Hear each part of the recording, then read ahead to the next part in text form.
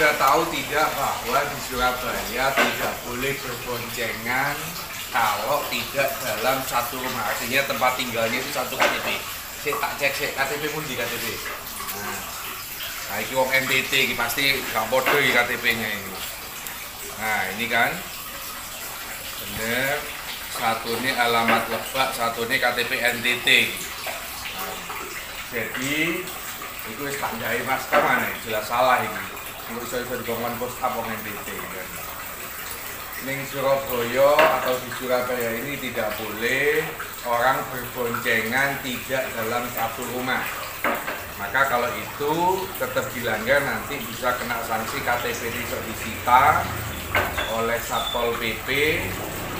Bisa jadi nanti kena sanksinya itu selain KTP, kalau perusahaan bisa dicabut izinnya. Tapi ini model-model kayak gini nggak mungkin izin apa karena usahanya. Jadi sekali lagi tidak boleh berboncengan dengan KTP yang tidak satu rumah.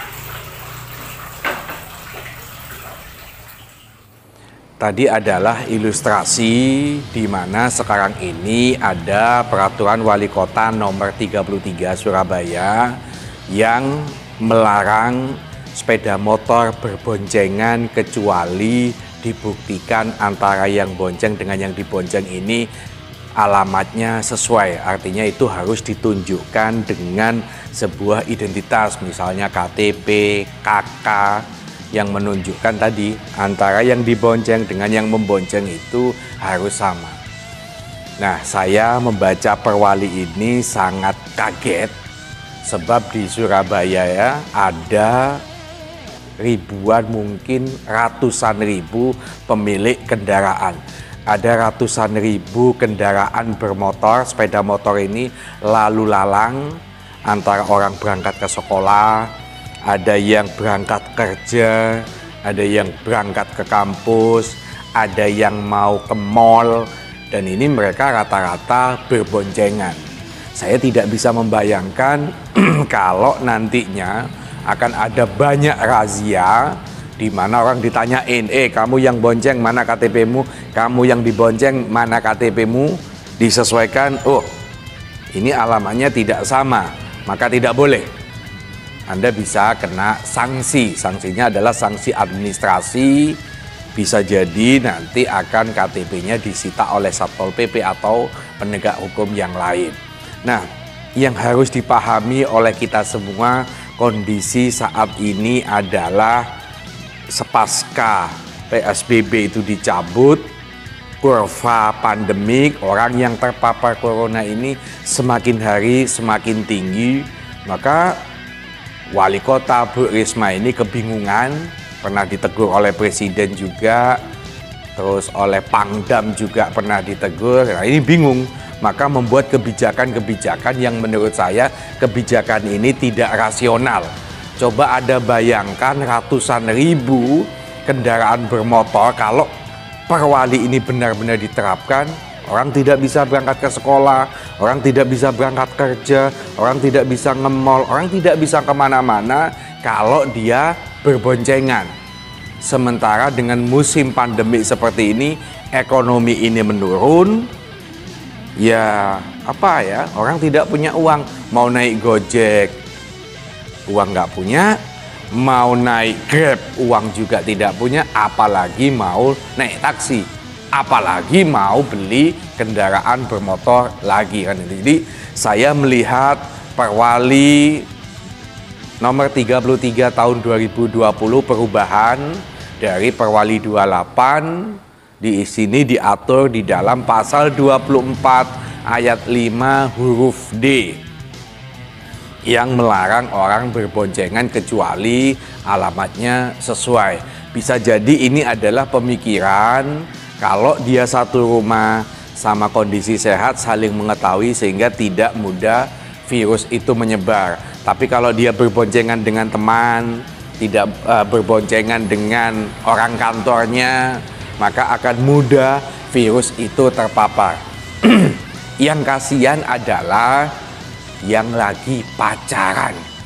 Coba bayangin, Anda sing lagi pacaran ini tidak boleh membonceng pacarnya. Sebab orang pacaran tentu KTP-nya tidak akan satu KTP. Alamatnya tidak mungkin sama. Nah, gitu. Jadi ini video ini mengingatkan kepada kita semua seperti di dalam ilustrasi tadi, bagaimana ada orang berboncengan, alamatnya tidak sama, orang berboncengan tidak sama saudaranya, ini akan dilarang. Nantinya akan ada banyak razia di Surabaya ini yang saya tahu belum diberlakukan di daerah-daerah lain. Kalau daerah lain ikut, Sidoarjo ikut, Gresik ikut, ya sudah, selesai.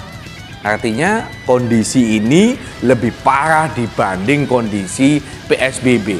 Pada saat PSBB diberlakukan PSBB 1, 2, 3, tidak seketat ini, aturannya tidak serumit ini, tapi anehnya sekarang ini bukan PSBB era new normal, tapi aturannya lebih kaku, lebih ketat dibanding pada saat diberlakukan PSBB. Bu Risma, pada saat Anda menandatangani perwali ini, apakah Anda sudah membaca dari pasal per pasal? Anda baca betul. Anda semestinya tidak mudah, jangan terlalu percaya kepada bawahan, bagian hukum atau yang lainnya itu. Sebab bisa jadi bawahan ini memberikan masukan-masukan yang itu susah untuk diterapkan di dalam kehidupan masyarakat. Sekali lagi, saya melihat pasal 24 ayat 5 huruf D Perwali 33 tahun 2020 ini sangat merugikan kelas menengah ke bawah. Kalau mereka pemilik mobil nggak ada masalah. Mau dia masuk berangkat kerja dengan tetangga, dengan teman, dengan pacar juga boleh. Tapi kenapa pemilik kendaraan bermotor ini tidak boleh membonceng tetangga, tidak boleh membonceng teman, tidak boleh membonceng pacarnya? Nah, ini tentu peraturan ini, perwali ini sangat diskriminatif. Semoga perwali ini tidak diikuti daerah-daerah lain, karena nanti akan banyak gejolak. Bisa jadi di Surabaya ini landai karena banyak yang belum tahu tentang Perwali 33 tahun 2020. Saya yakin kalau banyak masyarakat yang tahu, kalau banyak masyarakat yang nonton video ini, mereka akan protes, tidak setuju terhadap aturan yang dibuat oleh wali kota Surabaya ini.